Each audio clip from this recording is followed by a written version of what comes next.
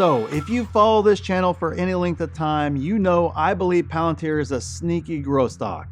And as a long-term investor, I'm not interested in massive gains tomorrow. Ask any Palantir investor back in 2021 who got massive gains how that worked out just a year later. I don't want any part of that. I'm interested in massive long-term growth in the future that actually is based upon valuation and bringing in actual revenue and profits. So let's talk about the three massive growth engines that I think will bring us exactly that: massive revenue growth and, more importantly, profits to that bottom line in the future. Just make sure you like the video if you like getting the truth without the hype and if you like content like this. And just make sure you do that for all the creators that you really enjoy. That is how you let us know you like it, and of course how you actually let YouTube know that we like it. When you don't do that, guys, unfortunately, YouTube passes the trash that kind of comes up and kind of hits your feed there. So make sure you're doing that for all the creators you like, not just me, everybody that you like.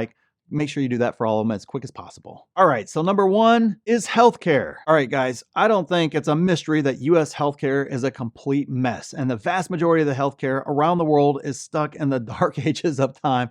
There is so much improvement and so much efficiency to be gained, and unfortunately, the systems around the world, and especially here in the US, are breaking. Costs are out of control. Everything's out of control. And you have to be able to lower those costs, not just for us as customers, as consumers, people that need the healthcare. The businesses as well need the exact same thing. So not just us, but the healthcare providers, the hospitals, the people that make everything that's involved in the healthcare industry.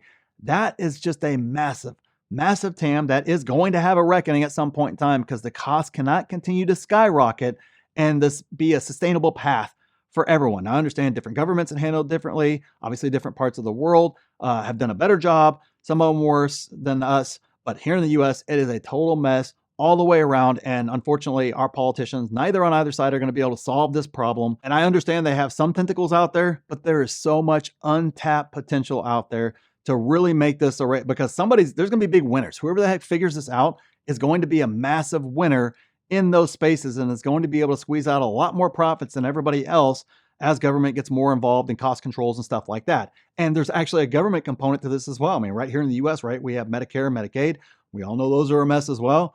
Boy, they sure as heck could use a lot of Palantir contracts in order to come in and fix a lot of the problems. I understand it can't fix all the problems there. I'm not saying it's the end all be all, but it can definitely improve a lot of those sort of things. And as government budgets and as budgets overall across the world continue to get stretched, you're going to need solutions like Palantir provides in order to solve those problems. So although it's not something that's just massive right now, it is something that I can see ballooning very quickly in the future to actually drive huge revenue and huge profits down to Palantir. And remember, with the boomers aging and needing a lot more healthcare than they did before, this is going to further kind of exacerbate the problem and create a very big need for what Palantir offers. So again, it's just something I think is great for us as Palantir shareholders all the way around, and a huge, it's not untapped, but there's still massive amounts more of good that they can do over in that area. So that's kind of the first area right there that to me is the most near term, and it will also drive huge amounts of money to Palantir in the future. Number two would be the airline industry. All right,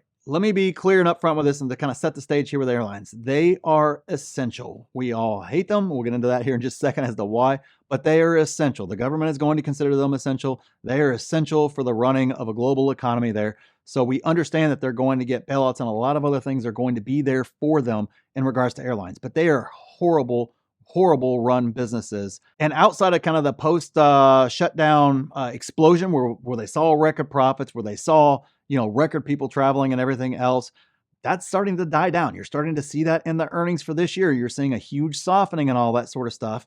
And it makes perfect sense to me as to why. I mean, you kind of suppress demand, then you have this explosion in demand, you have this explosion of money that's put out there. Of course, a lot of it went to the airlines, went to travel, went to experiences, all that other stuff like that. But now we're getting back to a much more normal economy, and they're going right back to sucking because the businesses suck in general. They're horribly inefficient. They are very, very slow to change, and they are very quick to gouge us as customers. I mean, think about this. When they want to make the numbers look better, although the numbers outside of, like I said, the past little time period here usually look pretty bad, but when they want to make them look a little bit better, what do? They cut services and they charge us more, both of which scream at you as a customer, right? Or they make the seats even more cramped and a lot of other things of that nature. Every single thing they do to make these businesses better absolutely makes the customer more and more angry. I think every one of us, if there was an alternative, would take something else and be willing to pay more for something else to just not have to deal with the airlines and the airports and the people and the airlines themselves and the ridiculous things that they do and everything else involved in all that. The airline that figures this out and flips the narrative to where they actually give us more, a better experience, and they're actually able to operate more efficiently to where they're able to make more money as well. That airline is going to be a huge winner in the future. And I know that some of the airlines have some smaller contracts with Palantir now, but I'm telling you right now that the airline that breaks the bank on that, especially if they break it using Palantir, that is going to completely reshape the industry because they're going to get all the business. Not only are they going to make their routes more efficient and obviously being able to give us the right risk reward trade-off in regards to, what we spend and in terms of what we get on the flight, they're going to be able to expand into other folks' markets. They're going to be able to go places other folks aren't able to go because they're going to look at it, and kind of go, oh, we can't get there. We can't do that. It costs us too much money. We lose too much money. And this other company is going to be able to do it and do it profitably there. And I think the airline industry is ripe for a turnover, a change, some sort of a massive groundswell change. And Palantir could very well provide, now nothing's guaranteed, but it could very well provide that change. And of course, you can go to other things like airport services and the actual airports themselves and a lot of other things like that that could get a lot better and be much more served by being able to use all the data, all the information that they have, and be able to actually find much more efficient ways of doing business. Heck, even just a baggage carousel, please, at some of these airports, could you guys use Palantir? Because I just don't understand why it takes 45 minutes for the bag to come around the baggage carousel. It can't be that hard. I understand there's a lot more nuance to the argument for that, and I'm just giving you a very ancillary glance here. But to me, the industry is ripe for change, and Palantir can absolutely be one of the catalysts that forces changes in that industry, which of course in the end means a lot of money to the bottom line, which of course benefits us as shareholders. All right, and on to the last one here. And this one, I'll be honest with you guys, a little bit further down the line and a little bit more, I won't call it far-fetched, but it's definitely some things are going to have to break before we see this particular one happen. But when it does, if they choose to go Palantir's way and if they choose to use Palantir, it's going to be huge for Palantir. So the third one is legacy auto. Now, look, I know here in the US, we honestly, in order to really fix the problem, we need them to fail. I know our government, both sides aren't going to let them fail, but we really need them to fail so then they can get rid of all the albatrosses that are around their necks. That way they can clean up their balance sheets. That way they can restructure how the entire auto industry works, because that's what's killing it. That's why they can't produce EVs effectively. That's why they can't do a lot of, or profitably, excuse me. That's why they can't do a lot of other things that a newer startup like Tesla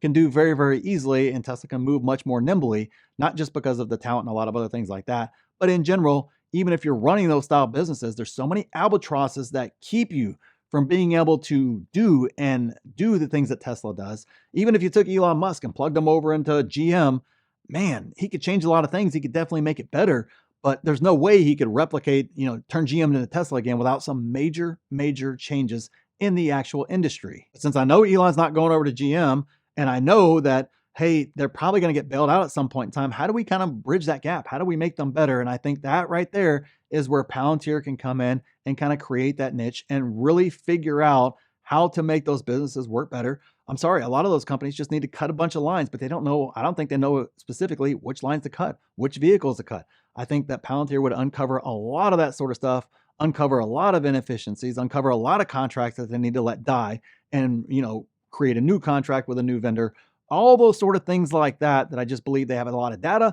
They have a lot of things going on. Obviously, Legacy Auto has, the global at that stage. There's a lot of different things, but I don't believe they're maximizing everything involved in the business there. I can guarantee you there are tons and tons and tons of extreme inefficiencies in there that a company like Palantir could come in there and unlock a lot of profitability and a lot of money for those companies there. Although I think it's far off in the future, I don't think there's anything imminent here, and it may never actually work out because they may just want to do things the old way forever and ever and ever and ever. It just kind of seems like that's what Legacy Auto does.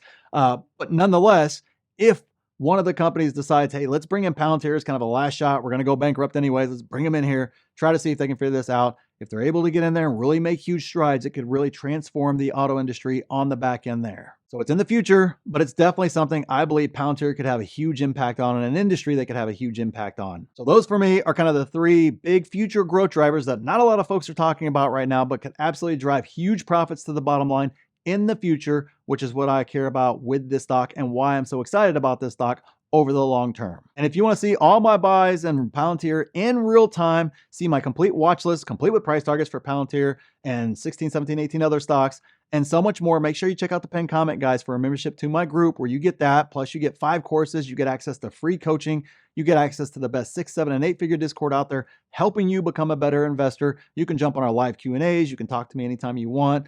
We have so much going on in the group, guys. Got $250 portfolio challenge. We're building on a portfolio from $0 up to $100,000 plus.